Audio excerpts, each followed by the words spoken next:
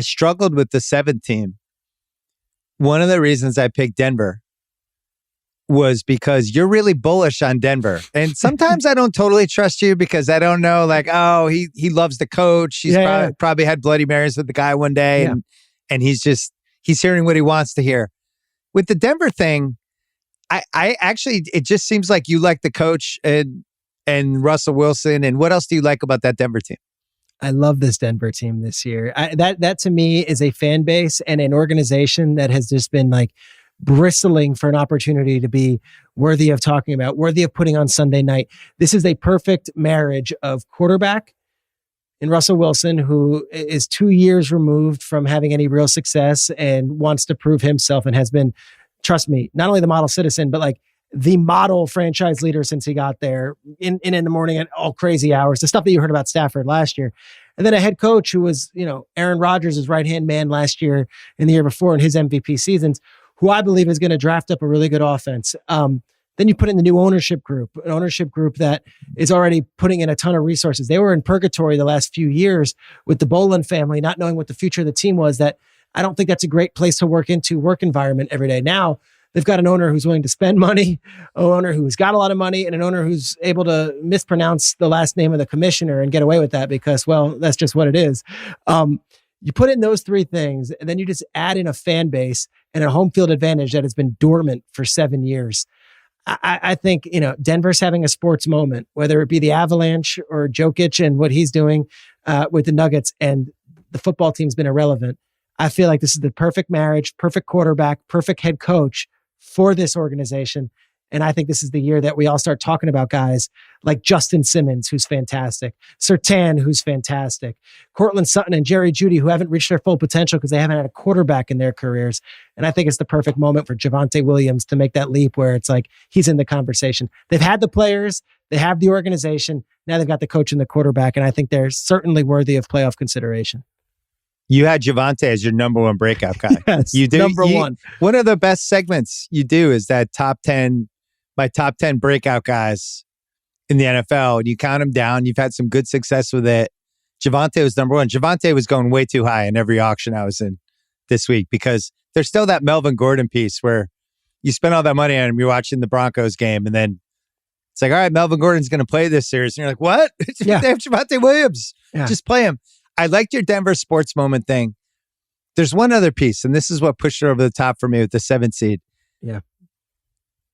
The hit piece coming out of Seattle about Russell Wilson that ESPN had on Wednesday. Brady I was like, here we go, baby. You know that's coming from somewhere, yeah.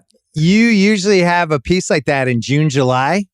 That one was nice and close to the season. It was all the stuff we had assumed and thought, and we knew there was a weird relationship there for 3-4 years. It was like kind of watching a bad marriage from afar that everyone was pretending was fine. But the moment the couple separates, you're like, I knew it. I knew they were going to separate.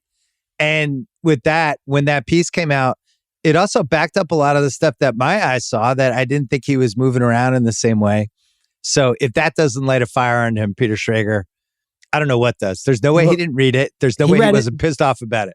He hears it all. And I'll tell you, the same things were being said about Brady 2 years ago, and the same things were being said about Stafford a year ago. When Brady left New England, there was a lot of people who were like, look, Brady looked fine. They got to the playoffs, but is no longer going to be the Tom Brady of old. He went to Super Bowl. Stafford, a lot of people were rolling their eyes saying, yeah, but it's a 32-year-old Matt Stafford who can't win shit. Okay, he wins the Super Bowl. Like, Russell's 32.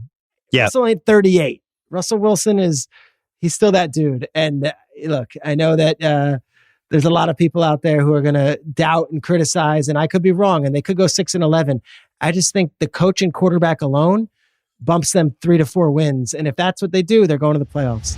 Favorite game of the week to watch is going to be Seahawks Denver. I can't wait. We talked a little bit about this on the Friday show, but Russ is one of the most interesting players of the last 10 years of football. Like, I so much of how we understand the game of quarterbacking now is seen through the perspective of how Russell Wilson has played, what he has and hasn't done in Seattle. We finally get to see him outside of Seattle.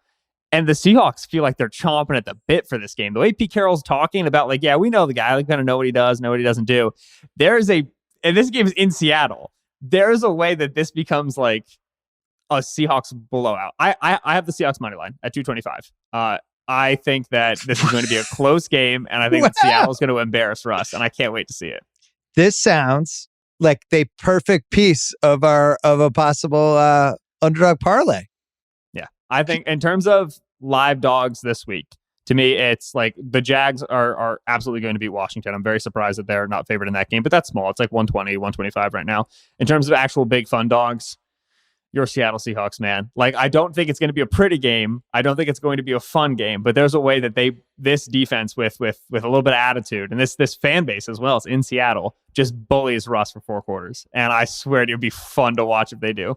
Well, we also have the ultimate Geno Smith fan at the Ringer, Stephen Ruiz, who had a take. He did his QB rankings this week, and he put Geno Smith ahead of Tua. I was in awe. Like, sometimes people have takes or stances and you're just like, I'm in awe. Like, that went to a level that I didn't even know human beings could go. And just to put that in print and actually believe it, I was in awe. Since before he worked at the Ringer and I started working at the Ringer, because we were hired in the same month, Steven's one of my favorite writers in the world. And it's because I am a fence sitter. I sit around and I go, will the Niners cover 6.5 against the Bears? Yeah, they're probably better, but like maybe this, maybe that, whatever. And Steven just goes, Geno's better than Tua. And I just wish I had that in my DNA. I wish I could do. I physically can't. It makes my skin crawl, but he's got the genes. He's got the juice. I don't.